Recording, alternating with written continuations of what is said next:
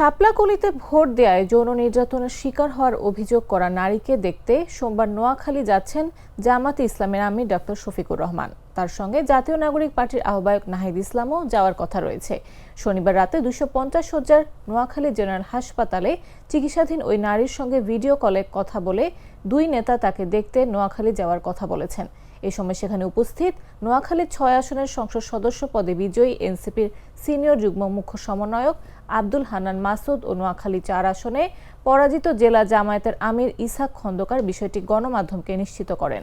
জেলা জামায়াতের আমির ইসহাক খন্দকার বলেন, আমিরে জামায়াত ডাক্তার শফিকুর রহমান নির্যাতিতার সঙ্গে ভিডিও কলে কথা বলেছেন।